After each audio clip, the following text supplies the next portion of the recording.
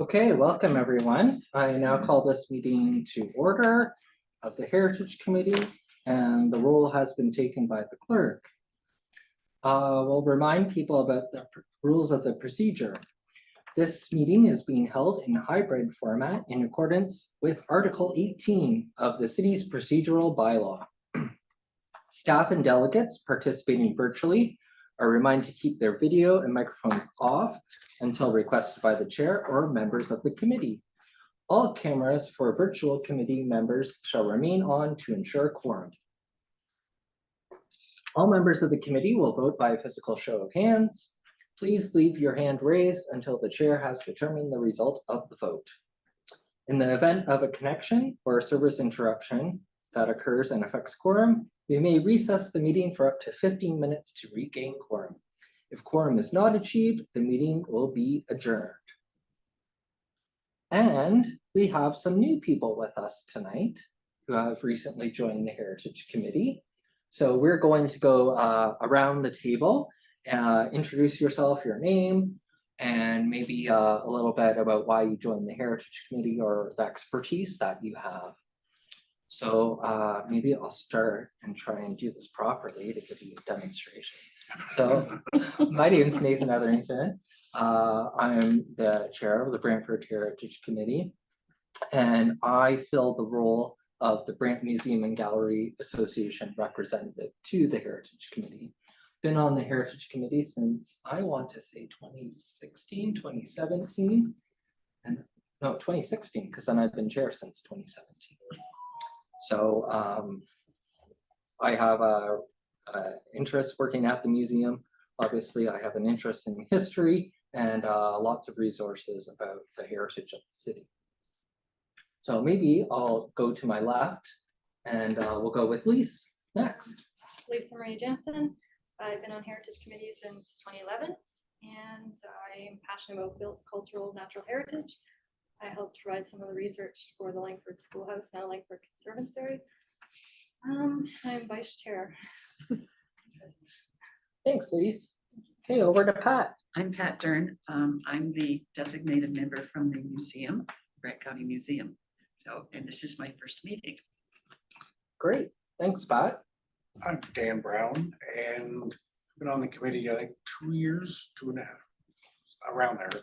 I restore century-old houses, and I love old houses. That's why I'm here. Great. Next. My name is Adam Lang. I'm probably the youngest one around here, but I have a deep love for heritage buildings as well as history in general of arts and music and antiques. But I have a company as well that strives to do some heritage building, but new builds and renovation as well in Brantford. Thanks, Adam. Okay, over to Bev. Bev Garner. I have an archaeological background. I came from working with the consulting industry for 35 years, and so I deeply care about what's both below ground and above ground. And I've been on the committee for many years. I can't recall exactly when I started, but Great, thanks. Thank you. Bev. I'm Sandra McCutcheon. I've been on the committee, I think, for about 2 years now, and I represent the BIA. We own a company downtown, an engineering and planning company. So, and we are very interested in the move forward, but keep the past. I mean, that's a really important to us. And yeah, hope you have fun. Okay, Counselor. Councillor Mandy Samwell from Ward 5, one of the councillors that sits on this committee, and I've been on this committee for about 1.5 years. I put my name forward to sit on the Heritage Committee because I have a passion for heritage and just really want to preserve the heritage of Brantford. Thanks. Now we'll go to our virtual committee members. Rob Adlam, go ahead. Yes, my name's Rob Adlam. I represent the Canadian Industrial Heritage Centre.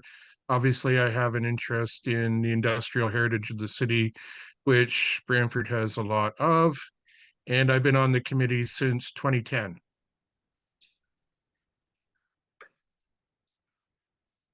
Okay, and then we'll head to Cynthia.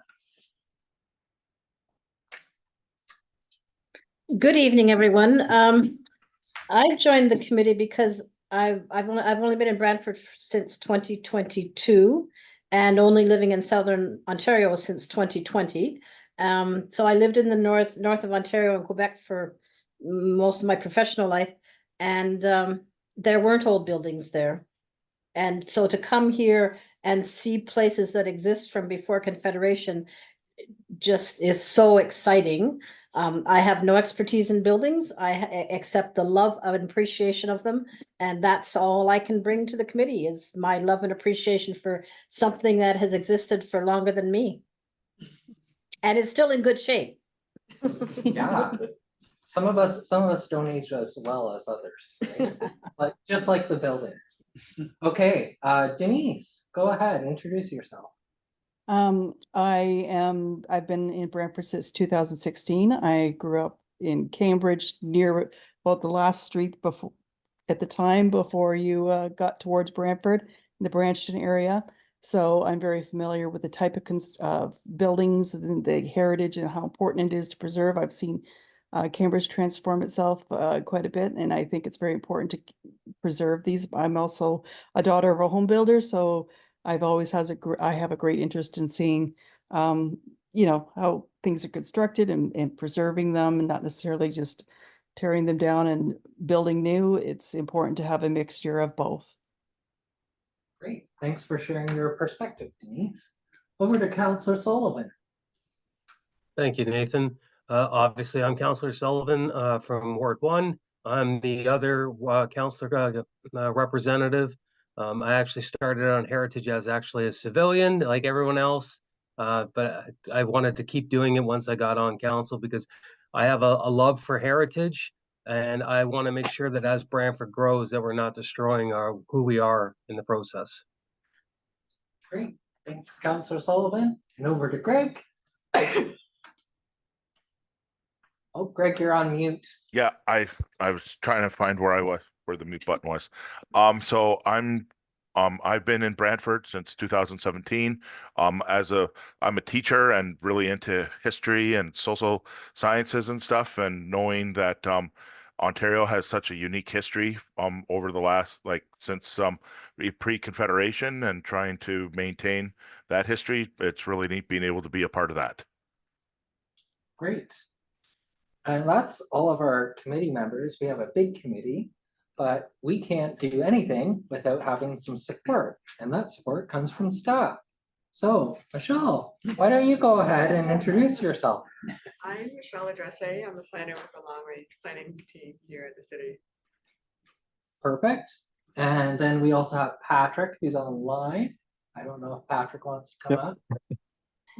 Hi everyone, to the new members, my name is Patrick. I'm an intermediate planner in long range planning. I've been on the heritage portfolio here in Brantford since my start at the city in 2019. So you'll most often see me bringing items forward, heritage permits like this, providing you with the heritage impact assessments that come from development consultants when we have a development on a property in the city for your comment. And then just other projects you'll see in the coming cycles at meetings. We'll have before you and other events that happen around the city or in other communities. You'll see emails from me from time to time. Thanks. And then we have our lovely clerks. Go ahead, Lisa. My name is Lisa Madden. I'm one of the committee coordinators in the clerk's office. I've been with the Heritage portfolio for just under 3 years. And actually, I'm now handing the portfolio over to Juan. Juan, go ahead. Hello, everyone. My name is Juan De Silva. I'm the Supervisor of Legislative Services here at the City of Brantford. And today's my first time clerking Heritage Brantford. So moving forward, I'll be the clerk of this committee. So if you guys have any questions or any comments or anything, feel free to reach out to me in the future.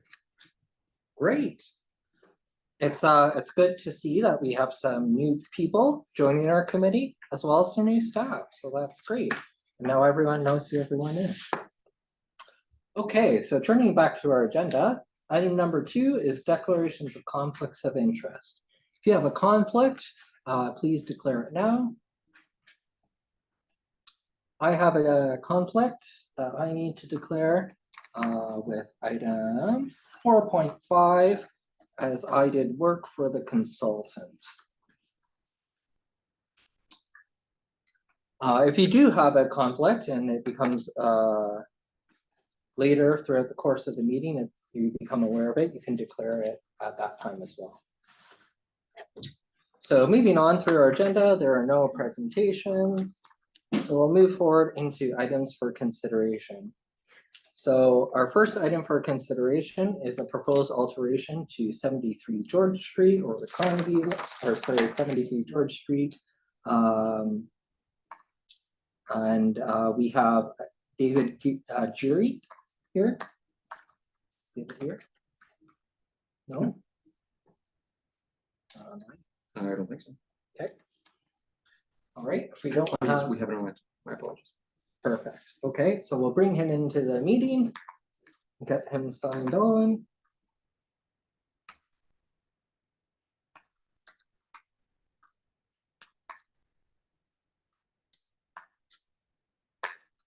It should be. Is he there? David, are you there? You're in the meeting. There he is. Okay, so as a reminder, you have 10 minutes inclusive of questions to present to the committee, okay? Can you all hear me? Yeah. Okay, fantastic. Yeah, I mean it's a super simple one. Pretty much all there's two components to this project that we're proposing. One is there are existing concrete sills. It should also be noted, this is only along the sides and the rear of the building, with the clay masonry is not part of the front, which I know has a lot of significance. But these concrete sills are badly deteriorated, becoming a safety risk as well of falling concrete. And we're just looking at replacing this concrete with more durable, natural granite stone. It's already been done. I don't know the exact timeline, but when we went out and took a look at it, they've already replaced some of the rear elevation window sills with pretty much this is exactly what we're proposing, removing the concrete, going back with durable granite, and we're just looking at doing that the remainder. Pretty much all of these concrete sills are at varying degrees of deterioration. I don't know if you have the document in front of you for the agenda here, but some of the photos were incorporated. The reinforcing steel within the concrete is badly corroded and delaminating all this concrete. The second component of the project would just be further evaluation, looking at just at a couple locations, removing some of the clay brick above the steel window lintels, just to be able to visually review these steel lintels. We just want to confirm that there isn't any more significant issues, like structural issues, that we might have to take care of. But we're going to be using, the strategy is to take out the existing clay brick and reinstate that same clay brick afterwards. It's just going to be a temporary thing where we remove some clay brick to do this visual evaluation and put everything back. And that's all that's part of this project. Okay. Thank you. Any questions from any members of the committee for our delegation? Okay, I saw Bev's first. Go ahead, Bev. Just curious as to what the cause of the deterioration was. Was it the material was not suitable, or because the water's obviously gotten in there and impacted the steel lintel or the Yeah, I mean, this is a typical deterioration mechanism of concrete. A durable like granite stone sill is going to be much more long lasting. This is definitely, I mean, I don't know exactly when these were installed, but this would have been something that was installed much later on after this building was built, and it's going to fall apart if water and salts are getting into it. so this is an upgrade, really. Yeah, By putting in the definitely. And, granite. yeah. Great, thank you. Anything else? No? Okay. Dan Brown? I have two questions. The first question is, are you, not the window sills, but the actual lintel with the clay bricks above, are you looking at any of the flashing above the bricks? Because it looks like the water's running right off onto the bricks. By saying the water's running right off. So we want to look at the steel lintels. We can look at any through wall flashing or whatever that's there at the same time. I don't know if there's even will be. But what we're seeing is when we were out there, we noticed that there's a little bit of bowing happening in the clay brick, and we want to make sure that it's not corroding of the steel lintel, pushing on this brick and we wanted to be able to get ahead of it, at least for this project, just get the knowledge to know what is actually occurring up there. Because it looks like the water's rolling right off the roof down onto the brick. Yeah, I mean the drip edges on the ends of these metal flashings are not that big. That was one of our recommendations, was to increase the size of that. That was not pushed forward by Wilfrid Laurier. They wanted to, for now, just do the more safety risk. Like the concrete, the fallen concrete was the item that kind of made them want to jump on this right away to get ahead of it, so that no one gets concrete on their head. But you are correct that the drip flashings is another thing that we have looked at and would be ideal to have bigger drip flashings. Okay, and my second question, how come we started work on the other windowsills before now coming to the Heritage Committee? That I'm unsure on. That would be a question for Wilfrid Laurier, I guess, which I am not a part of. So when we became a part of this project and just at the evaluation stage, we noticed that some of these sills had already been replaced with new granite. I'm not sure what the history is.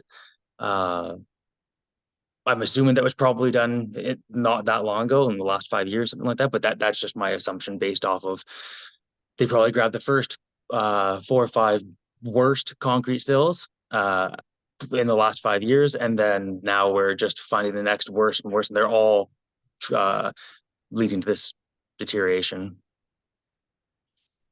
Anything else? Any other committee members? I have one question.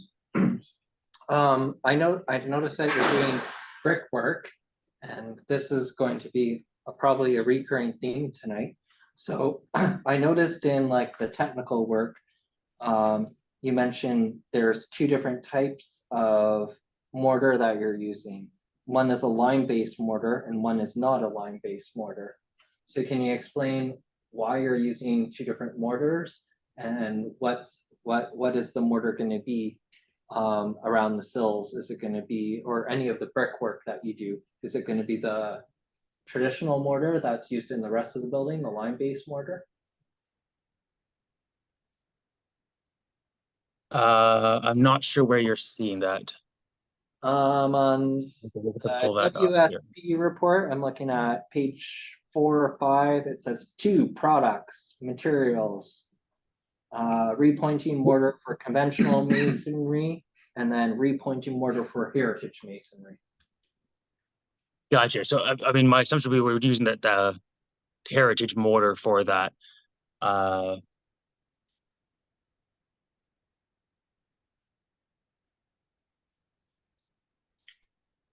in other words, you're not going to be using any Portland cement or modern cement on this building. You're just going to be using the heritage mortar. That's what I'm wanting to confirm right now. I'm sorry, I'm trying to look at that. Just to make, I want to give you like 100% answer.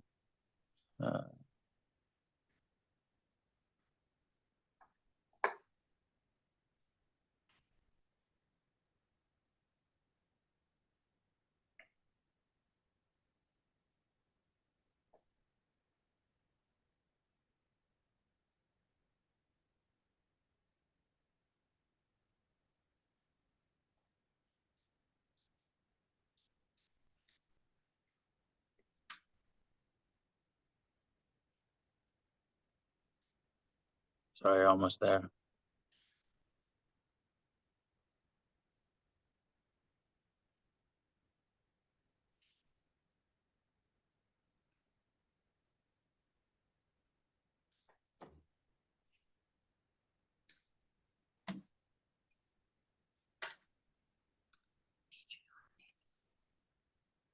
Yes. Yes, I see it. Yep. You're looking at 2.1.2 for just made correct pre-grade pre-bagged type O mortar. Is that the section you're looking at? I'm sorry, you broke up a little bit there. Can you, Are you looking at section 0405 13 masonry mortar and grouting? Yep. Perfect. Yeah, 2.1.2. Yes. So you are using the heritage mortar, you're not using Portland. Yes, the mortar for heritage masonry. Yep. Okay, so there's no Portland going on this building at all.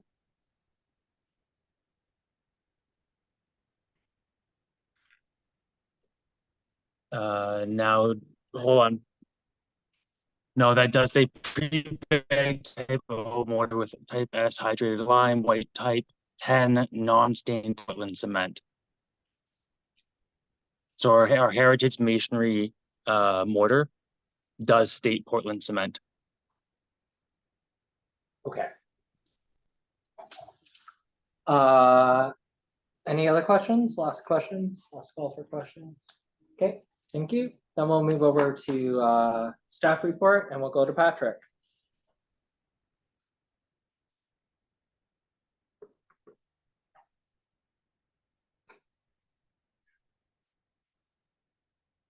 Thank you, Chair. Through Chair, this is the staff presentation just regarding the Heritage Permit Application HA 0224 for 73 George Street. Just again, context for those who may not be familiar with the property, 73 George Street is an individually designated property. It's one of the earliest designated properties in the city, designated in 1978. The bylaw is attached to the staff report as Appendix C. The property is on the east side of George Street, south of Wellington Street, and north of Darling Street.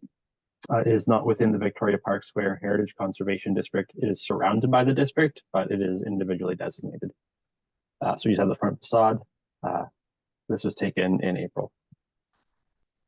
Just recapping what was said by the applicant's consultant. So this is for majority of the work is replacing existing damaged concrete windowsills. There is rust jacking occurring from water entry. The rebar is rusting, the rust is expanding, and then through the freeze thaw, that's other weaknesses. That's sending bits of concrete off of the wall. And as you can see in the one photo, it's including that's damage to the existing historic brick walls. It's a bit random. It's just the way the rebar expands in a given sill. Yes, as was noted, some windowsills have been replaced by granite. It is an after the fact alteration with respect to some of the windowsills. But when it comes to after the fact work, we do review it. You know, is this supportable if it was a brand new permit and none of the work was done without the permit? So it's a evaluation of the alteration. There's not a penalty component for after the fact work. We review it on its own merits, but that does in this case give us a sense of what the work will actually look like when it's done. So as was noted, the difference is granite. This is going to be a non-reinforced material. It's not going to be subject to the same rust jacking of rebar that concrete would be. It's cut to certain standards across Canada, the CSA standards. So it is a product that comes with a certain level of performance expectations. I may have the number wrong. I think it was 22 windowsills are in total going to be replaced, as was noted on the sides and rear of the building. So none of the front facade is being affected, but there is work at the first and second floors. To remind some of the committee members who have been here, probably we've seen this similar type of work happen at BCI on Brant Avenue, where they had similarly window surrounds made of reinforced concrete and coping along parapet walls, where the same effect was happening and pieces of concrete were falling off the building. In the case of BCI, the equivalent is almost 3 to 4 stories in height, but still 2 stories, a piece of concrete falling is a health and safety risk. Looking at the standards and guidelines, we acknowledge many of the guidelines will speak to making interventions physically and visually compatible and replace and repair with matching examples or with like materials rather than something new. However, there can be allowances for variation in finish. So we have a rock face or quarry face, not ashlar, not smooth. And the standards also allow for modifying a technically problematic detail. So if these sills are replaced by more concrete that's reinforced in the future, we are looking at similar risks to members of the public, to passersby, or someone who's working there. They could be harmed by a piece of spalling concrete sill. This material, the granite, is compatible. It's a high quality material, and it should not have those same risks. So this is really going to be an upgrade that is compatible with the design of the building. So with respect to the replacement from concrete to granite, staff recommend that alteration be approved, and that includes the after the fact, because again, the material is a high quality material. It does match the era of the building. It's an appropriate material. It's not something untried, untested, and it will be virtually indistinguishable when the work is done. With respect to the exploratory work, we also see standards that say, take the interventions that are required. This is allowing the applicant to understand the condition of the window sills themselves better. Yes, it is masonry work. The bricks are being removed, mortar cleaned out, and then the iron or the steel sills being inspected. Then the bricks will be reinstalled in their place. Again, it's masonry work. However, it's exploratory. This will help them understand and likely mitigate any future concerns arising from deterioration. We can see already in this picture, something that was alluded to by members of the committee. Looks like there's a bit of water entry. We see mortar has fallen out. Luckily, not a lot of damage to the actual brick units themselves, but that could happen, and we could be in a similar situation. So having looked at the work as proposed, and including there was, yes, some after the fact approvals requested, some work was done without a permit, still all the work that's in this heritage permit is appropriate work. So staff, in considering the standards and guidelines, we feel that the heritage permit should be approved. I'm happy to answer any questions of the committee members. Okay, thank you, Patrick. Any questions for Patrick? Dan Brown, go ahead. The previously installed sills, have they been inspected to make sure that they go along the same guidelines as they're proposing for the other sills? We haven't required a copy of the old tendering documents. It's something we can discuss with the applicants. We can discuss with Laurier, but the work has happened. It's something now it'll be more proactive monitoring. If an improper material was used, they will have a risk of finding that out sooner, and then we'll be back to ensure, hopefully through the next heritage permit or next review, that it's installed with an appropriate heritage masonry or mortar, sorry. But I think given this work matches, I'm confident that the work was carried out understanding the age of the building. This is a flagship building for Laurier University. I suspect that diligent care was taken and the right materials were used to do that work. Anything else? Anything else from any member of the committee? Patrick, I have one. You mentioned that this didn't have a permit and that there's no penalty. We have other applications before us tonight where, again, work was done without a permit first. So what is the situation where there would be a penalty or a fine or something? How can we properly address this issue where people are taking into their own hands, doing work outside of without having a permit? Yeah, through you, Chair. I think it would have to be, depending on, genuinely depending on the context. Demolishing all or part of a structure is an easy example where I think, we'd all have concerns collectively, both professionals, professional planners, and, myself or other municipalities, the Heritage Committee here and other municipalities. But I think in the context we're seeing tonight, and it is not just this item, it is the later ones, just being a little bit ungermane for the moment, I apologize to the clerks, but the work that we're seeing tonight is maintenance work.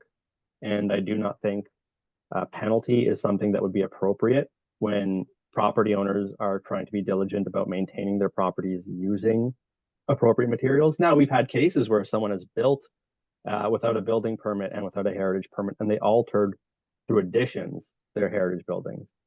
So that's why we review them and say, are these alterations supportable from a policy standpoint? If they came in without having done the work beforehand, if they're coming for the first time, is this addition or this work actually incompatible with the heritage property? And if we found that it was incompatible, then we can talk about, I think that's the appropriate time to talk about what types of consequences, if any, are appropriate. It's difficult to, order a building that has been fully demolished to be rebuilt, for example. So we can go to extremes in our examples, which I think makes it maybe a bit more of a high stakes discussion. In this case, these are maintenance projects. They've used appropriate materials. I think in this case, there's no need to consider any penalties, but in future, that is something that can be discussed. Where we have these outliers, where we have sort of projects that negatively impact the heritage value of a property or a district. Yeah, thanks for that answer, because that is very helpful. We want to encourage people to do the proper thing and do it the right and proper way from the beginning. I can remember another situation a couple of years ago, maybe even before you were on the Heritage Committee. There was a designated property on the corner of Morton and West, and a permit came before us, and it was for a wheelchair ramp. And we said, sure, because we want to make sure the building's accessible. And then a year and a half later, it came back before us, and there was no wheelchair ramp. It was a sunroom all of a sudden. And we were given no opportunity to do anything. We had no opportunity to level the fine, no opportunity to do anything. We were told, you just have to approve it. So, that is something that concerns me, people doing things without a permit, and, trying to find that right balance between things where, we're not being, overly punitive of people. We're trying to encourage them to use the process and seek out the process properly. So thanks for clarifying that. I appreciate it. Okay, so we have a motion or a recommendation before us. Does anyone want to make that recommendation or any motion? Dan? I saw Councillor Sullivan seconding it. So we have the motion that it be received and that it be approved. Any discussion on that motion? Okay, seeing none, I'll call the question. All those in favor? Thank you. Any opposed? No? Okay, I declare that carried. Thank you very much. Now we'll move on to 4.2. Proposed alteration to 108 to 112 George Street. We have Colin Comasing to present to us. He's online, okay. So Colin, I'm sorry if I mispronounced your last name.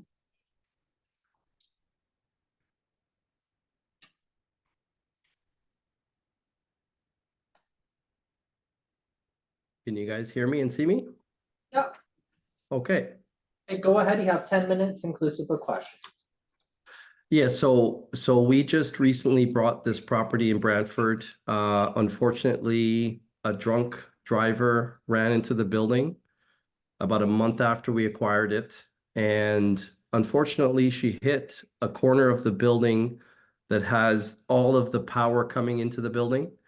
So it was an office prior to us purchasing it. So it was owned by the Brantford Children's Foundation. So right at the corner where she hit is where all the power in the building comes in. So there was exposure, right to the inside of the basement. Even though it's a double bricked property, she hit it so hard that there was exposure of elements going into the building. So I reached out to Patrick and the Heritage Committee to say, hey, this has happened. What's the process? I mean, this is the first building we've bought in Brantford. We were told about the process. I told him about the situation of the power that was right where it was hit, that we had to do something fairly quickly. So he told me the process, and we went ahead and got quotes from 3 different masonries in Brantford. And we went with a quote that was reasonable. So we had the building fixed. I sent some pictures in on fixing the building, and it looks like it never happened. So I think the masonry did an excellent job in repairing the building, but we really had to fix it right away just so we didn't have any further issue. Since, a week later, we had somebody set the building partially on fire. So we were trying to mitigate all issues sort of right away. And this one was kind of urgent from my perspective, since if water got into that part of the building, it would hit, a 400 amp, voltage that was coming in, and it could burn the building down. So hence we got it fixed. Okay, anything else?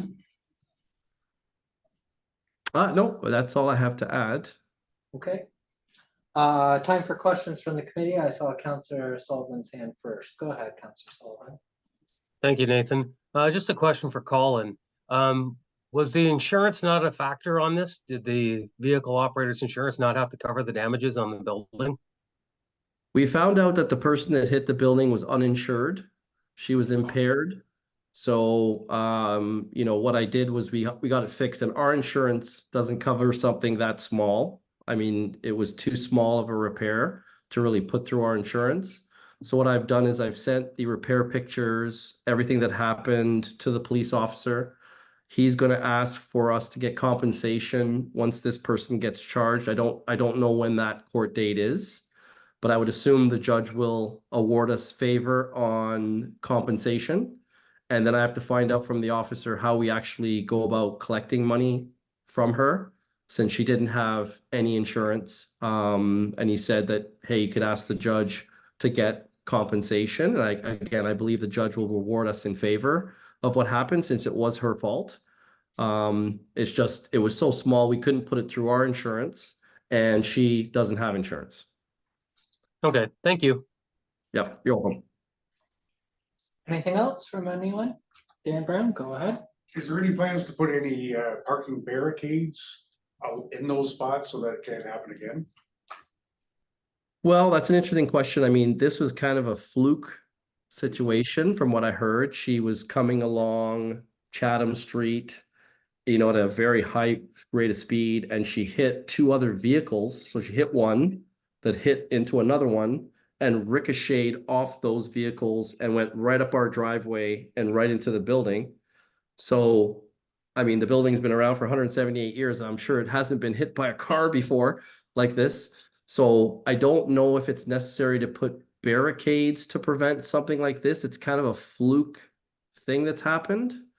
But we're willing to take any recommendation from the committee, or if you think it's necessary. I don't think it is. We have from where she came up the driveway, I would say it's about 20 feet or so. It's quite a bit of distance to travel to hit the building. It's not like right by the street. So I don't think there's really a need for a barricade. Any other questions from committee members? Okay, I have one. I went by the building on Friday, and I was a little upset because I noticed that the repair job was not done properly.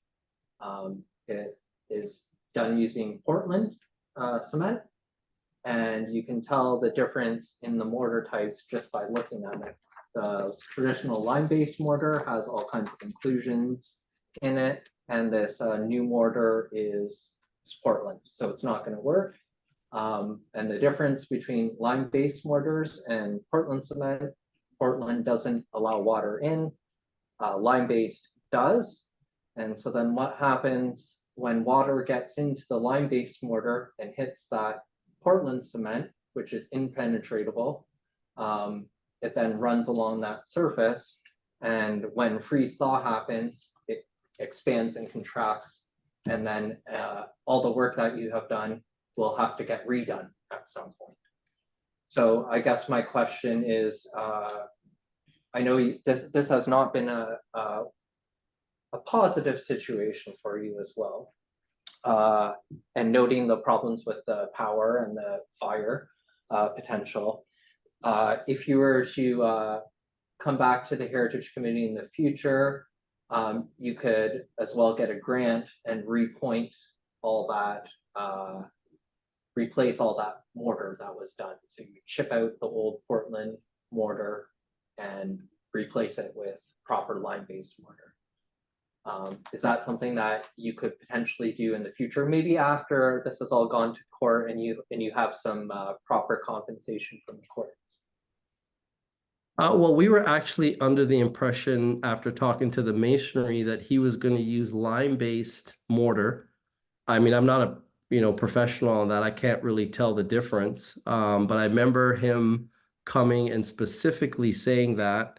So if your impression is that it's not lime-based mortar, then I can go back to him and say, look, the committee is identifying it as Portland mortar. Can you come back and fix that and put the proper lime-based mortar in? Because he was very specific with me when he came. He physically came to the property, and I remember him saying that he was going to use lime-based mortar, because we also talked about the age of the brick to matched. So we had very detailed conversations about the type of mortar and the type of brick for him to use, because I also collected some of the brick that was there. I saved all the bricks that were still usable, and then he went to a location that he was aware of that could get some old brick as well to match. And most of what he brought was the yellow brick. So from my perspective, he was using lime-based mortar. I didn't hear him ever say about Portland mortar at all. Okay. So, but I really don't know the difference. I'm not an expert in that field. Yeah, it would definitely would be helpful to confirm that then, because it looked different than the existing mortar. That was my concern.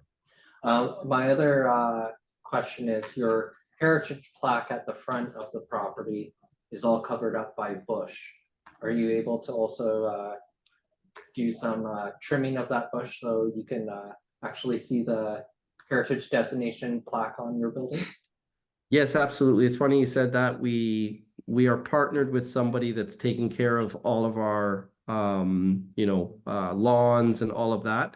And that's one thing I brought up with him on the weekend, is if we can cut all of the bushes around this building and actually display the heritage badge that's there. Our plan, I saw a picture of this building, I don't know how long ago, but all the bushes were round and I thought it looked fantastic.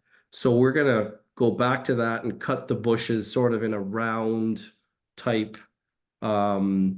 structure and sort of reveal the badge, because I told him let's cut that back so that people could see the badge, the heritage badge. So yes, we'll definitely do that. Well, thank you, because I know that this building was owned by another provincial agency in the past, and it's one of our best row houses in Brantford. So I'm glad that you've taken a shining to it, and wishing you the best of luck going forward with this building.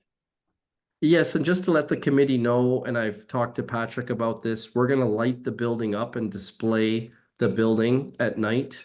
And we're actually looking at something that is very innovative.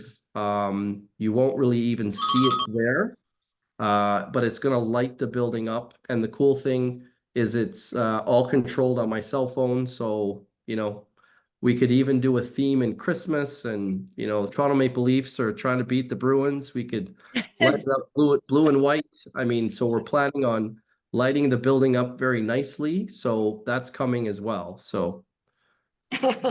All right. Well, hopefully you'll be able to come back to us and showcase some of these exciting things that you're talking about.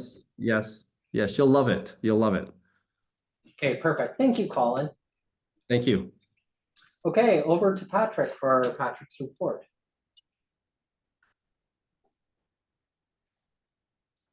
Thank you, Chair. I'm just going to share my screen.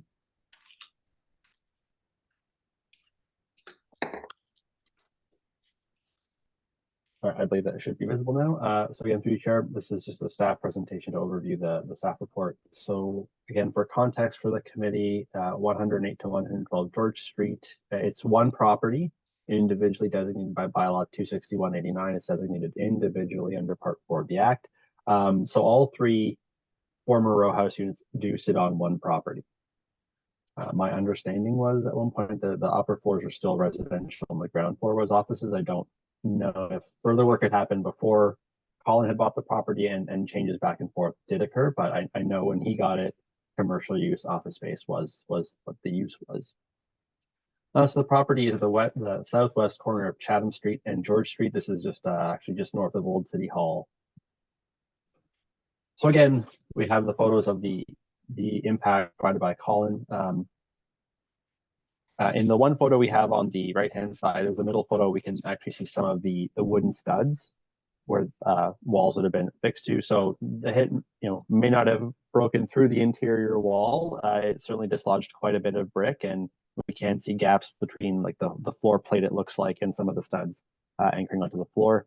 So again, Colin raises concerns about water entry and the utilities. So we did discuss it. I did explain that, we have a heritage permit process for masonry repairs, but acknowledging his concern. In his case, he did choose to go with the after the effect approach to make sure that we didn't have worse damage. And what he alluded to, there was an exterior fire in the back of the building outside, not inside. There was smoke damage to the brick. Some plastic or aluminum vents got melted and some wire maybe, but nothing happened to the interior of the building. So just when he was dealing, he had around a very bad luck in March and April, it would seem, between this car hit and then someone trying to stay warm one night at the rear of the property. The other alterations he's referred to are minor. Those are minor alterations. They are delegated through the bylaw to staff approval for small exterior features like lighting, security cameras, utility boxes, mailboxes, things like that. So this is just about the repair. So we had the three quotes that came in. Ultimately, some of them didn't note explicitly the heritage mortar would be used in matching brick, salvage brick, or new brick to match. Again, as an after the fact alteration, what we saw in the photos provided, unfortunately, I tried to get some myself. My phone couldn't get a good picture of it either. This is after it was done and it was cleaned. If you look at the smaller pictures, it does look a slightly different color. That's because of the water. You can see it on the base, but the wall has been repaired to its condition. With respect to different types of mortar, I do know some manufacturers have varying coarseness of aggregate. So the default would be uniform, and then you can have they'll have it like the same version with like the letter C appended, or VC for coarse or very coarse. That depends on what your mortar was like back in the day. It is possible that just the lime mortar used was not a coarse or very coarse blend. It just had uniform sand fine aggregate. The mason may have just preferred that just for ease of workability to repoint and reinstall bricks in the wall. It's not building something new or just fixing small gaps. They had to physically work the brick units back into the open. So that's entirely possible. But maybe that's what was seen. It also takes some time for mortar to age into the right color. You can buy blends, and they're always going to be that little bit off because of patina, UV light, and the local aggregate. But ultimately, the wall is repaired. It is after the fact, but staff recommend this permit be approved because it restores that wall to its existing condition. It was a terrible accident that happened, and to Colin, and when he took over the property, that it was hit by a car, and that the damage was strong enough to break through both courses of the brick wall. Staff are recommending this be approved because ultimately the work does meet the standards and guidelines. The principle of fixing what is there with matching products as best as one can. Colin and I had talked about other masonry repairs that are potential, and when we had a site visit, we may have an opportunity to hear back in the future from Colin through his applications that yes, the mortar was in fact lime-based mortar. So staff's position is the permit should be approved. That concludes my staff presentation. I'm happy to answer any more questions. Great. Any questions for Patrick? Dan, go ahead. So maybe I should have asked Colin this, but Colin said that he gathered up all the bricks after the accident and kept them safe for when they were rebuilt. But when a double brick house is built, the inside bricks are not the same as the outside bricks, that they're weaker and they fall apart when they get wet. Do we know that those bricks have not been used on the outside to repair the hole. So through the chair, I suspect that's something the mason would have been looking at when they reused the bricks that were available and when they had to go find salvage bricks. I'm willing to bet that a mason who has done work on historic homes is just aware of those features. So I suspect it happened, but no, I was not there the day it happened. I wasn't there asking the mason that, and I'm sorry, I can't provide that exact answer, but I do think it would probably be fine or something that can be monitored and addressed in the future. If it was just a quick repair to make sure no water got in, then there's opportunity to address that. Is there an opportunity for the Heritage Grant Program to make concessions for an emergency repair job like this, where you apply for a grant, but you can't apply for a grant when the work's already been completed?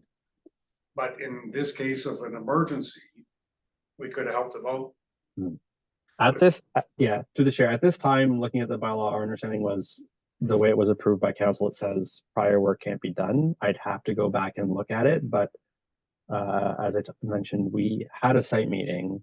Michelle and I were there along with a third colleague of ours, and there were other aspects of the property where nothing is deteriorating and like, at risk, but just normal masonry repairs could occur. So at this time, we wanted to make sure the heritage permit could proceed, get the approval done, so it was all okay.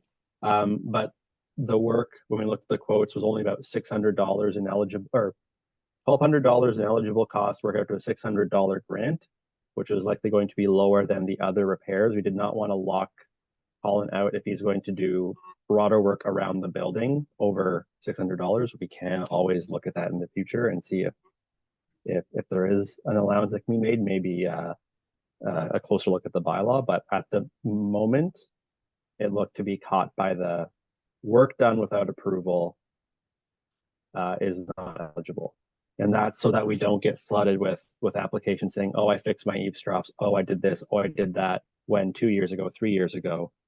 This is an unfortunate accident. I will absolutely grant that.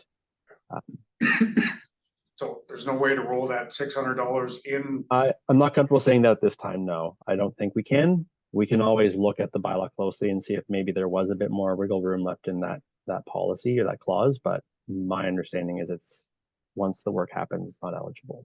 Again, this was comparatively low dollar value to broader masonry repairs, so we do want to keep that an option for the applicant.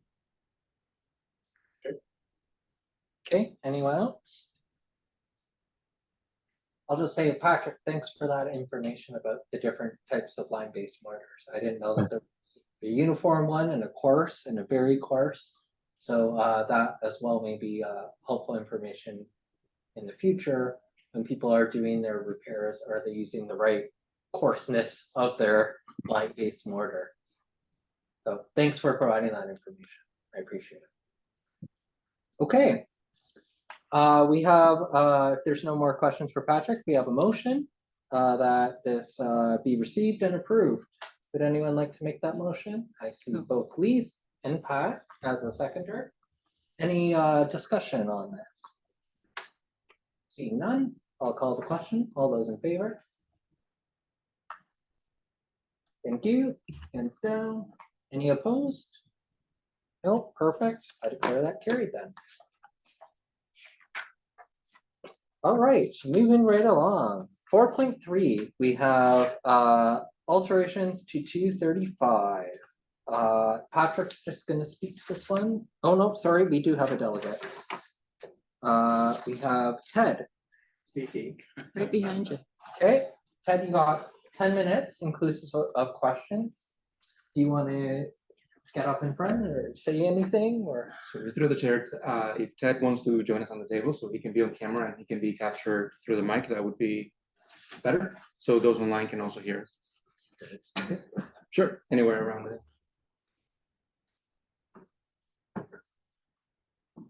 Well, as you're aware, we proceeded with the working of the windows to restore the windows. And in doing so, when we started, we found out that the brickwork has to be done. it's falling apart, so we took photos, and of course, we had a contractor that was recommended by our diocese, because they do all kinds of churches and heritage, so we went along with them. But we never realized that there was so much damage to the brickwork, like the pointing was unbelievable. But it was fairly expensive. We had to get money to, because, you know, in portions, you know, that cost us almost 100,000, you know, that's a lot of money for a church, for our people, you know. But that's what it cost, really, in essence. Now, I learned something about what you said about the actual mortar. I was not aware of that, to be honest with you. I'm not an expert on mortar. I'm an expert on seeing the actual finished product, but comes to mortar, no, that's not my area. You know, sorry. But we sent all the information to Michelle, correct? And you saw it probably.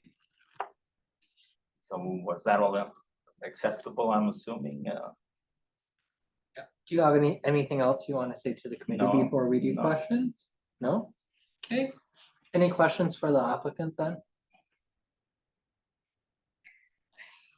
I don't see any, so I think you're good. Okay. Michelle, are you doing this report then? No, Patrick? Yeah, okay, go ahead.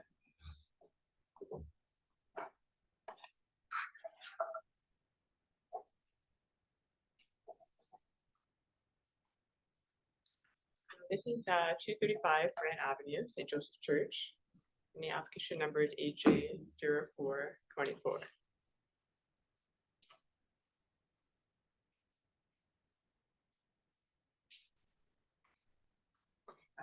Next slide. All right, so this is property that was designated in 1988 through bylaw 239-88 as part of the Brant Avenue Heritage Conservation District. The church is located on the north corner of the Brant Avenue and St. James Street intersection. Next slide. So through heritage permit AJ 0623, the restoration and preservation of all the windows and frames and restorations of both sets of the cedar doors was approved as minor alteration. Heritage grant was approved for this work in the amount of $5,000 last year. But this work is now complete and the grant payment is in process. Next slide.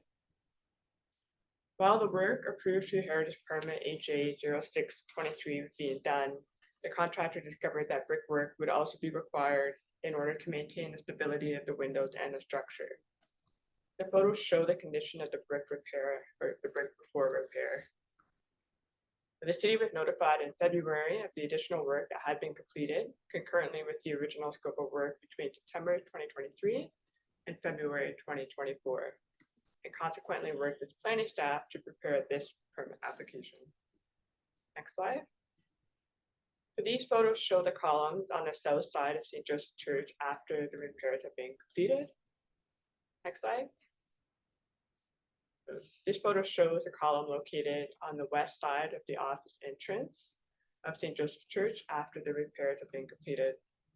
The applicant's contractor used King 116 motor as seen in prior repointing projects in the city.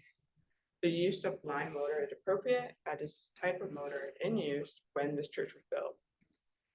Staff is of the opinion the work is appropriately restored and repaired the brick, and that the work is consistent with the applicable standards and guidelines for maintenance and repair of historic structures. Next slide. The restoration work was necessary to restore, retain, and preserve the structural integrity of the windows and of the structure. The staff supports the completed restoration work because it is sympathetic to the property and the Brant Avenue Conservation District, and recommends that heritage permit HA 0424 be approved. I'll take any questions. Perfect. Any questions for Michelle? Go ahead, Dan. It's not really a question, I guess it's more of a comment. I think there needs to be more of a educational piece to this type of work, any type of brickwork, stonework, where somebody comes in for a heritage permit to do this type of work, we can hand them something saying that he knew nothing about the proper mortar. This would give you information on what to look for when you're hiring these people to do the work, so that you know, and the people know that when they come in to apply for these permits, there should be more of educational for this. Just a comment. And through the chair, I agree that would be something that like Patrick and I could probably put together. Yeah. To we as employees of the city, we're not able to recommend contractors. No, but no, we no, certainly no, no. give guidelines of Yeah. what's been used in the past.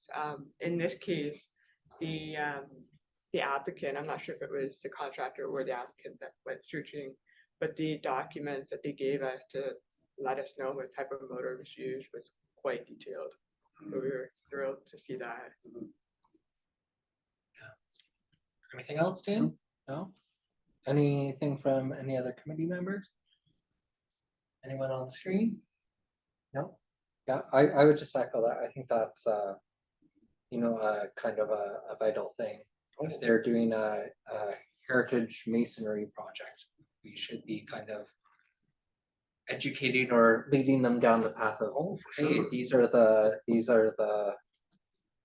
mortars that you need to use when you're doing a heritage building, because the common person really has, right, no understanding of that. You just say, oh yeah, just slap something in there, right? Yeah, you're not necessarily concerned with what you're slapping in there, so to speak. And with that, like what you just said about the different bricks, I mean, there seems to be a lot in there, like there's the inside brick and the outside brick. Oh, yeah. Could be the same brick or not. So there's a lot of information, and you would hope that the contractors who are doing this were aware of all this. You know, they're not the ones that have to be educated, you would hope. So there's probably a list too of other Oh, for sure. things At that least could the be owner would know about Yeah, and it's very reassuring to hear that they provided a big stack of documentation on these ones, you know. Usually, you know, this one is a church. So usually churches, they have a bit more resources at their disposal than the common person in terms of expertise, things like that. So yes, it's very helpful. Any other questions for staff? Okay, seeing none, we have a motion that this be received and approved. Would anyone? There's another question. Oh, No, I was gonna move it when he said it. okay, perfect. Counselor Samwell is moving. Anyone want a second? I see Counselor Sullivan. Any discussion? Seeing none, I'll call the question. All those in favor?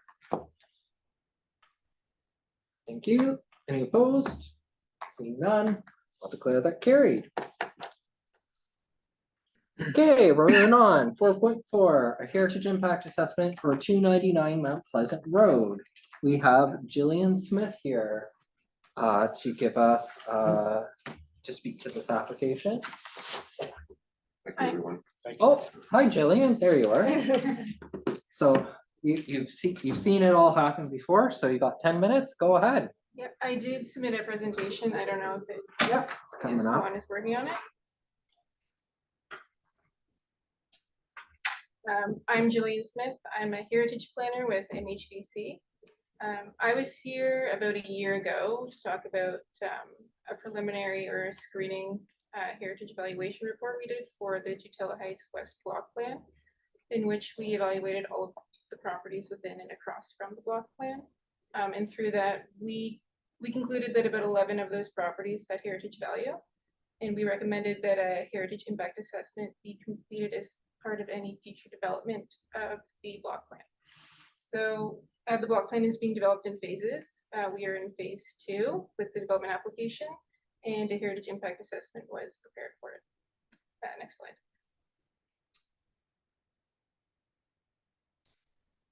Yeah, so the phase 2 is adjacent to 4 properties, being 287 Mount Pleasant Road. This property has already been identified by the city as a heritage property. It is Farrington United Church and Cemetery. We have 310 Mount Pleasant Road, 315 Mount Pleasant Road, and 335 Mount Pleasant Road. Next slide. This illustrates the location of the properties. So as you can see, property 4, which is 310 Mount Pleasant Road, is across from the block plan. The other 3 properties are adjacent to it. This is showing the development proposal for phase 2 in relation to the heritage properties. So there is single detached houses proposed along a majority of the properties with green space just to the rear of the cemetery. And then there is a multiple residential building proposed right at the corner there at 315 Mount Pleasant Road and across from 310 Mount Pleasant Road. I'll note that the story of that building is, it's 3 stories is the maximum. So it is relatively low density. In terms of our recommendations, we're concluding that there are no impacts. The location of the heritage properties is a sufficient distance that no land disturbances are expected. Views of the heritage properties will be maintained from the public right-of-way along Mount Pleasant Road. None of the properties form part of the development, and the development does not contain any heritage resources.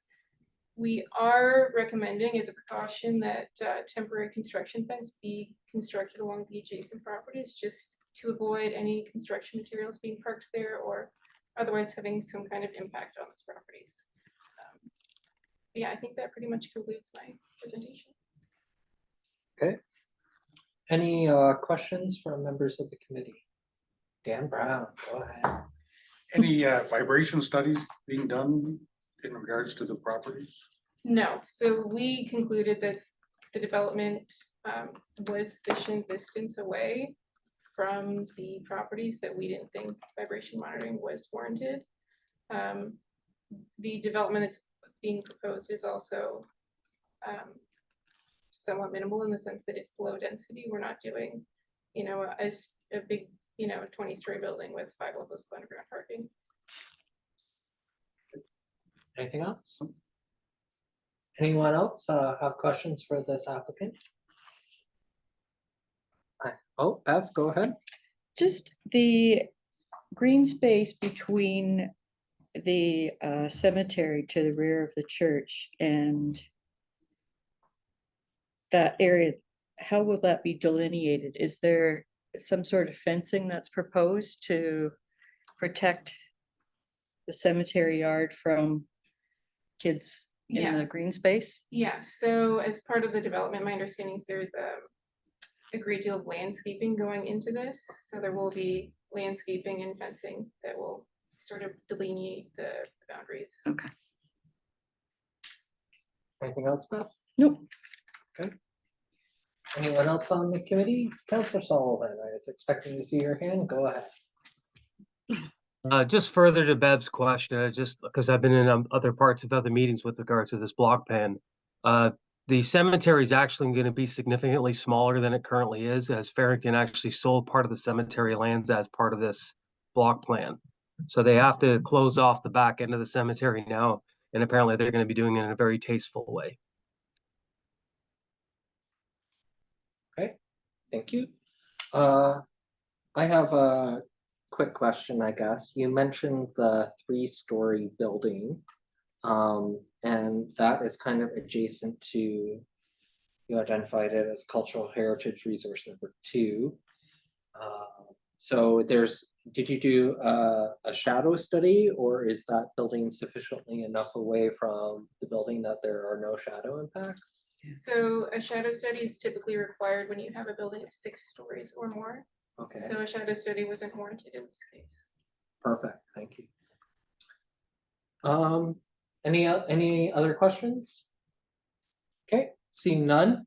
We have opportunities to forward comments on this. This is not an approval, it's just that it be received and we have the ability to add comments in.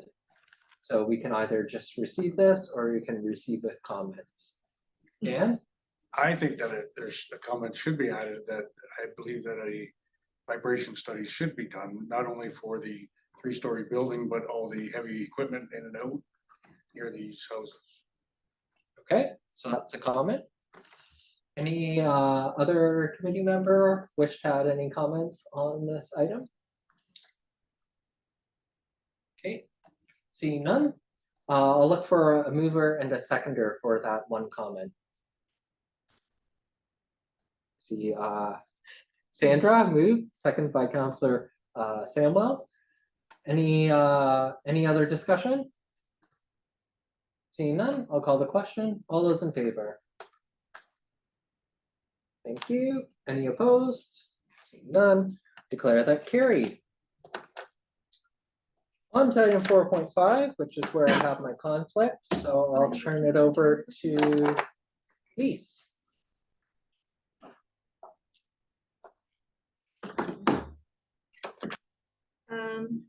All right, I will, well, this is in regards to 79 Erie Avenue Heritage Impact Assessment.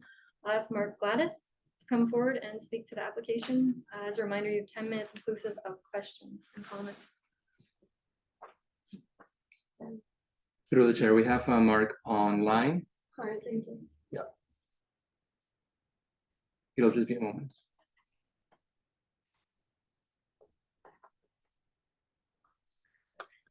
Good evening, committee. I just thought I would give you a quick summary of the HIA that was prepared last year for this property. I thought I'd start with just some information on the staff direction that was given to us. Municipal staff confirmed that the subject property is not an recorded heritage resource, and they noted that the HIA requirement is triggered by the adjacent properties at 6771 and 6870 Erie Avenue, which were identified through the Heritage Register and not the subject property itself. The focus of the HIA is on the adjacent properties, as the official plan requires that this HIS addresses adjacency compatibility of the development proposal in relationship to these listed properties. This development proposal also addresses urban design criteria as defined by the official plan, and regard is also given to the city's urban design manual. Therefore, the focus of the report was for Heritage Downtowns to work with the applicant to inform the project's design with heritage conservation goals in conformity with provincial and municipal policies. Just want to talk very briefly about the City of Brantford's listing criteria for 75 Erie Avenue, which apparently did not embody enough cultural heritage value or interest to warrant listing in the Municipal Heritage Register. The building has been significantly altered over the years, and the Mohawk Creamery was a business that operated in the building for about 47 years, from 1936 to 1983. So therefore, the building demonstrates physical or design, historical or contextual value as per Ontario Regulation 9.6 criteria, and therefore demolition could occur to accommodate this new development. So kind of just quickly recap the HIA summary and conclusions. This HIA addresses the height, scale, and massing of the new 6-story residential building, which is designed in a complementary relationship with the adjacent listed buildings. The architectural expression has a transitional identity, blending contemporary design with features reflective of the Edwardian classicism of the listed buildings, such as window fenestration, cornices, and brick cladding. Therefore, the building design is respectful of the existing built fabric, which helps integrate it into the surrounding neighborhood. Regarding protection of cultural heritage values, the 2 listed buildings are conserved. The recommended mitigation measure is avoidance. The new development will not have any direct or indirect impact on the listed buildings, as they're not contiguous to them. And standard monitoring of vibrations and other construction-related impacts could be implemented if required. Regarding supportive land use, the development proposal is consistent with the policy of the PPS, the official plan, and the urban design manual.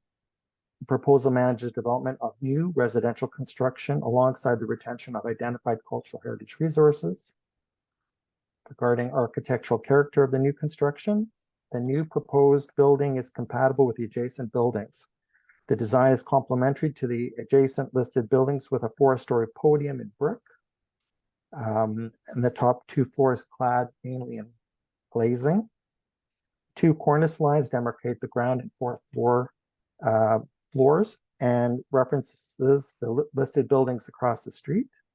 The prominence of the corner treatment references both the existing building at 75 Erie Avenue and 6870 Erie across the street, while the height will create a new architectural statement at this intersection, and the design will be finalized through site plan approval.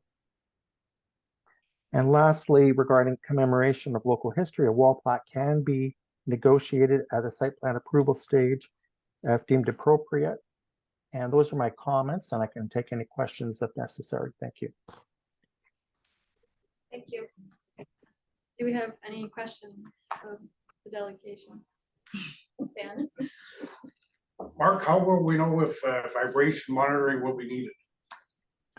Again, what can happen there, Dan, is that staff, if it's deemed significant, a significant issue, can ask for that at site plan control stage.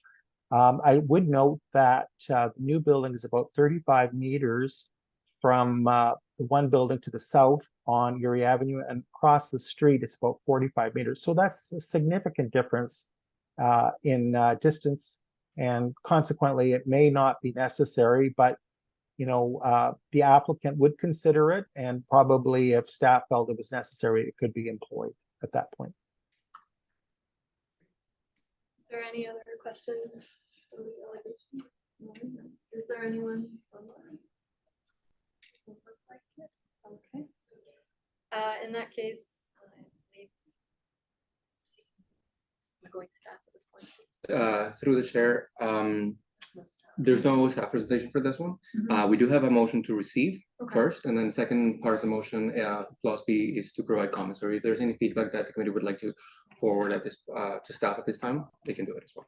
All right, so in that case, I'm seeking a mover for this motion. Sorry. Sandra. Sandra, thank you. And a seconder for that? Bev? All right, so in that case, we're looking at comments of the committee. Councillor Salmon? So I guess my comment would be, I'm very concerned that it's saying that there's not enough heritage features left to consider it something that would be on the heritage registry. So what I would like to add, I guess, is my comment is ensuring that they do something that commemorates the heritage of the creamery, because that is a very significant.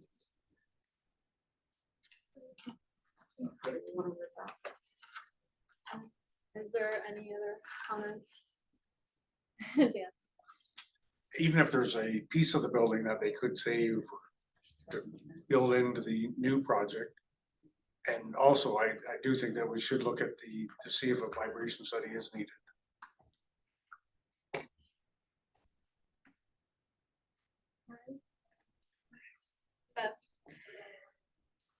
It would have been really helpful in this HIA report to have included a map or key figure of where the footprint of this new proposed building is going to be on this corner. We have this proposed building just floating there somewhere, and how is it going to be oriented?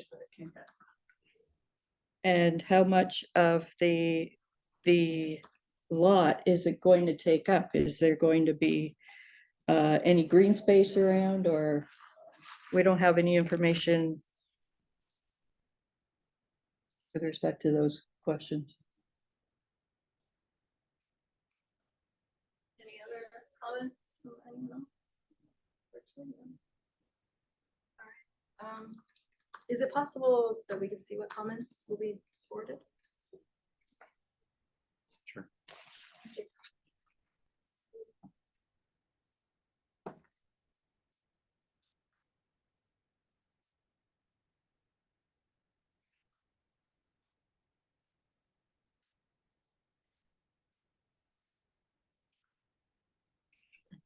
Through the chair, if those members who provided comments can perhaps further clarify any of the comments, that would be also something that I could do at this point.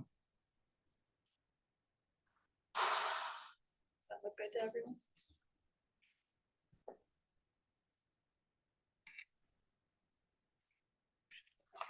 And its orientation.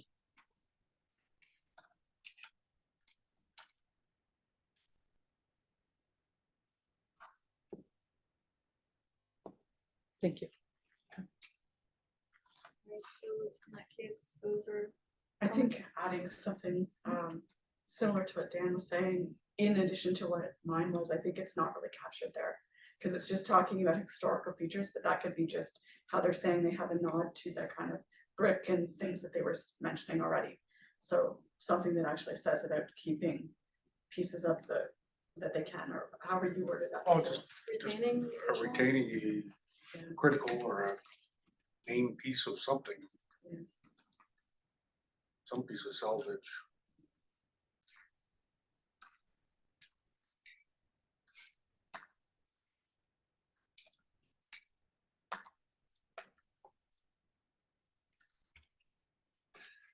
Through the chair, perhaps we can say that the committee requests the retention of existing historical features of the building.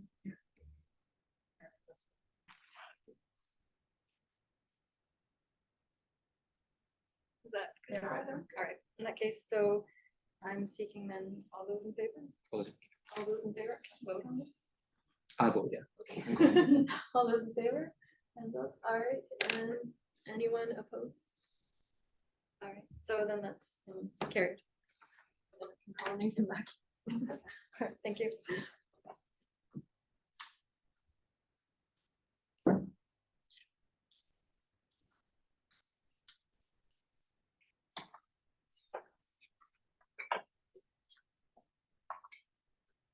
Okay, thanks, Louise, for sharing that one for us. We're almost there, 4.6. Proposed amendment to the Greenwood Cemetery. Patrick's just here to speak to this one. You wanna go ahead, Patrick? Sorry. The chair, yes, this, I don't have a full staff presentation on this. I think I can just use my staff report and the image contained inside. So I'll put that on the screen.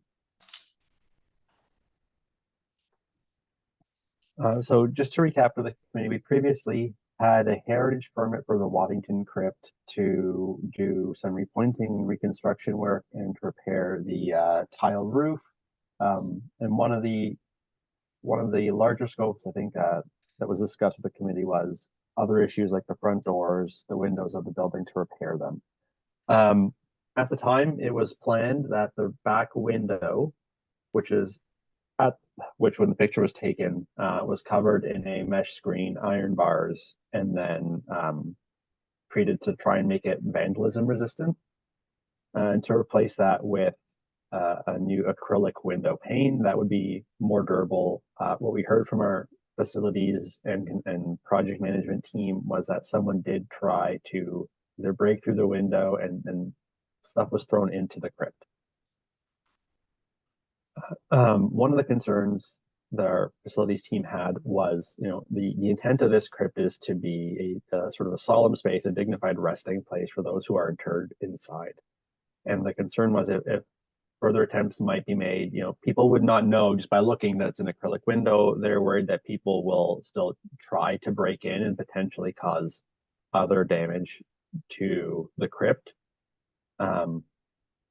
So the proposed amendment to the prior permit, and that was last year, that was issued, is to replace the acrylic window with a piece of pine and to cover that with copper sheeting, the same thickness you would use on a roof, and to paint it black. So the bars would be retained in place to provide an extra level of security. There'd be no changes to the masonry wall or to the size or shape of the opening, but facilities is preferring to go with a more vandalism resistant approach than even glass, and to hopefully, if it looks to be boarded up and not a window, that will provide additional deterrence to people just trying to seek shelter or to vandalize the crypt building itself.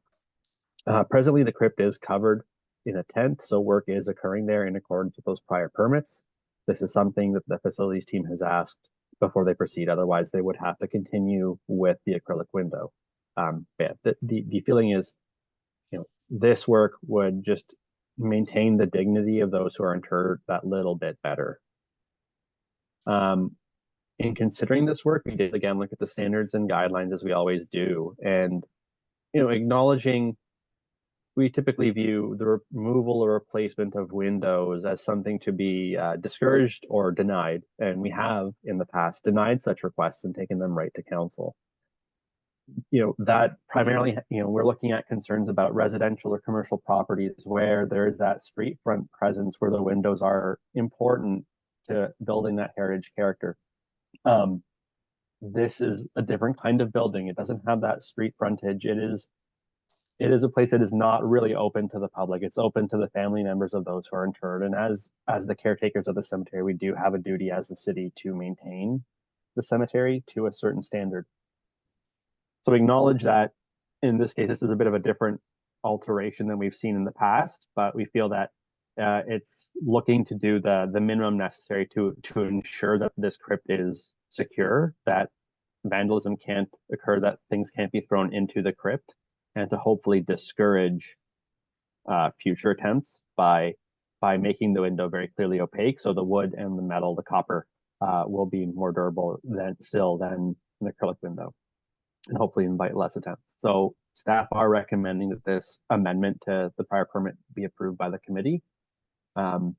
Otherwise, the facilities will go with an acrylic window as originally conceived. So this is just requesting an amendment by that department. So that concludes what I have to share. I'm happy to try and answer any questions of the committee. Anyone have any questions for Patrick about this? Oh, Dan, gold star tonight. You said copper? Yeah, so it would be a wood panel, and then affixed to the exterior side would be copper sheeting, 16-ounce extruded copper sheeting, which again is with the same thickness of copper roofing material. The wooden panel itself will be 5/8 inch thick, and then the bars will be reinstalled. It'll be painted black. The idea the facilities team was going for, they were taking inspiration from the front door that was approved for restoration repair by committee last year. So there's the bars, the copper, and then the plywood. Yes, well, I don't know if it might be plywood, but yes, that's the idea. It'll be solid. The metal won't shatter. I'm more for theft than break-in. Yeah. They'd be able to steal the copper. Well, that's why they're also trying to paint it black so that it's not obviously going to be copper material. The painted black will be more subtle than we do see often with heritage buildings. With a non-heritage building, you might paint or you leave a wood board, but we see a lot of places in the province when buildings are boarded up and mothballed, they try to paint black. It's a very simple. It's not going to be, a conflicting color, but they're trying to hide the copper sheeting. Yes. But if they do it on the inside, then the wood will be exposed to moisture. It can rot, and then there'd be no solid backing for the copper. Rather than just bricking in the windows so that. They are trying to do it within the existing budget rather than having to go back to expand the basin scope. I don't know exactly how much there would need to be an increase to brick in the window, but it was felt this would have the least impact to that facade. You wouldn't have the new brickwork. You wouldn't have a potential mismatch in colors or taking out a sill. They just felt that for now to go with a solid opaque finish behind the bars. Anything else? No? You got something, Pat? I'm curious as to how the copper would be adhered to the plywood, and is there a chance for moisture to get in between those two layers just to cause further damage? To the chair, that's a good question. I don't have that exactly. I know they provided, the facility staff provided just a quick overview of what they would be doing.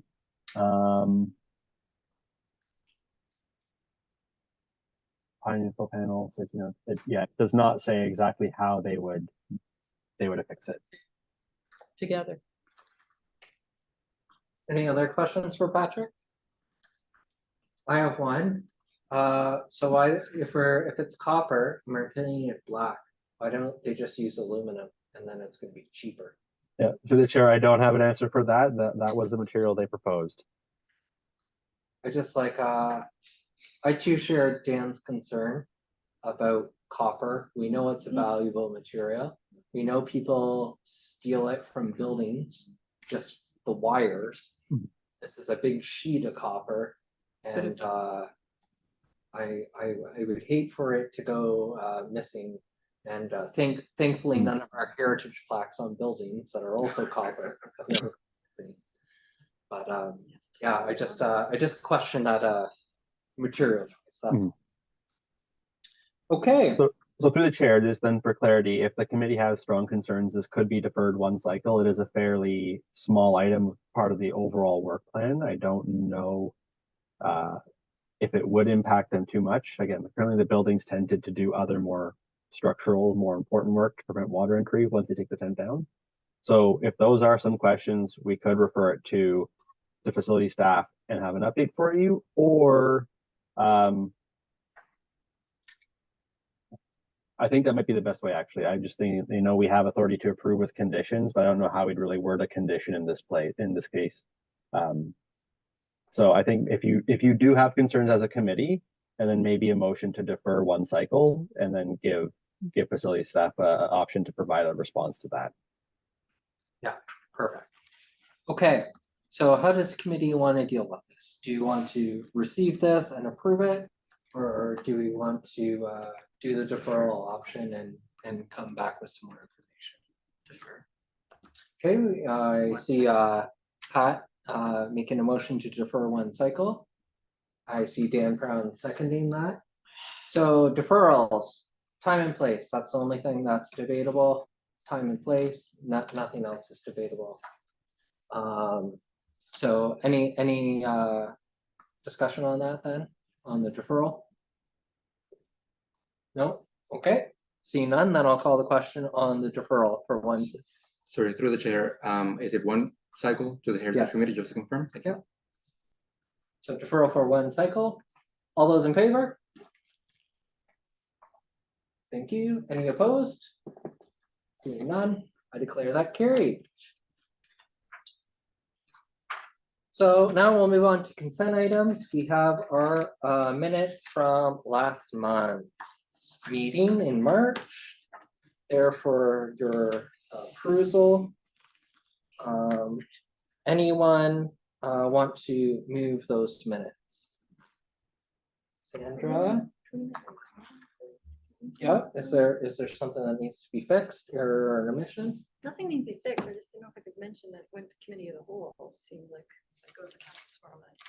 Yep, well, that's normal. They All got right, in that minutes. case, if I understand correctly, Councillor Stanwell or Sullivan can correct me, but I believe that the motion, which is 8.1,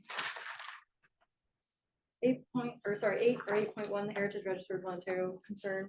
That one went to committee of the whole. Previous one that we had, I think it passed on a 6-4 vote as final total, and I believe it goes to council tomorrow night for like the final vote, if I'm correct on that. All right.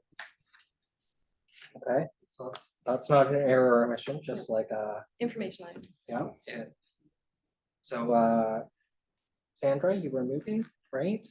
Is there a seconder? Yep, please.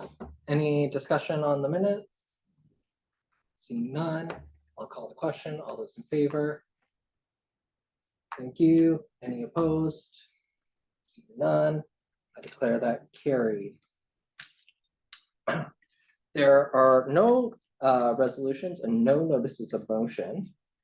But before I adjourn, I just want to make mention, I don't know if Patrick's still there online, but we received an email. Yes, I am. Can you forward that email about the Joint Heritage Committee meeting to members?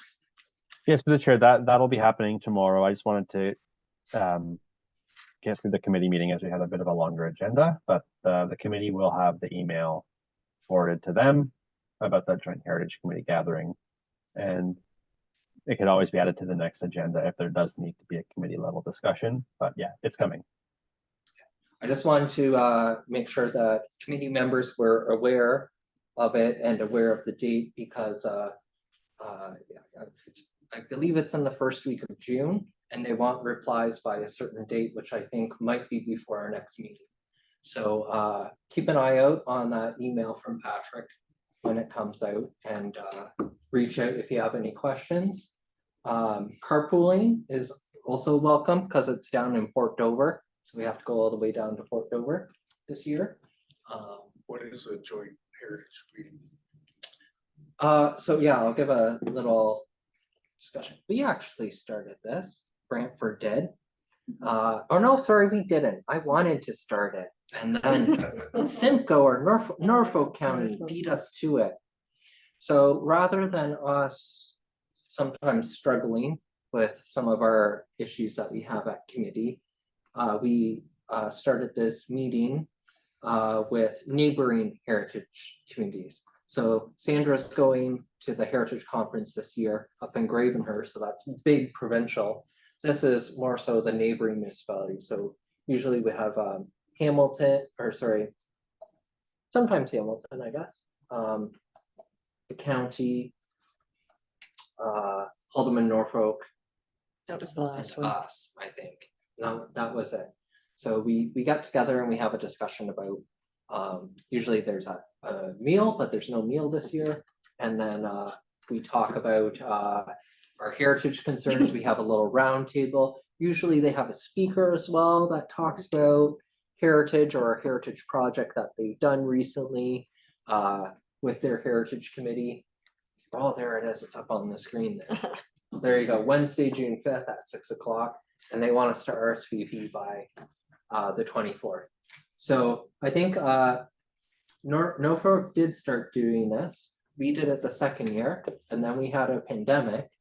And then Haldeman picked it up last year.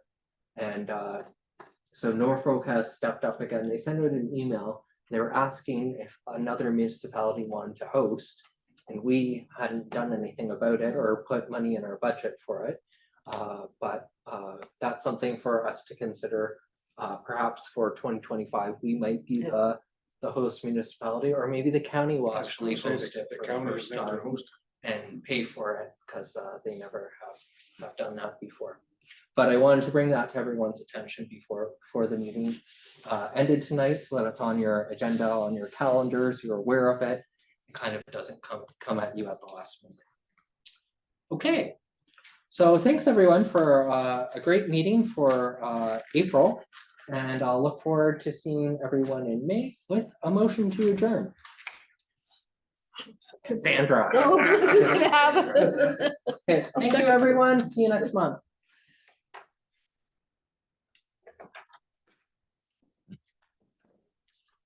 Oh no.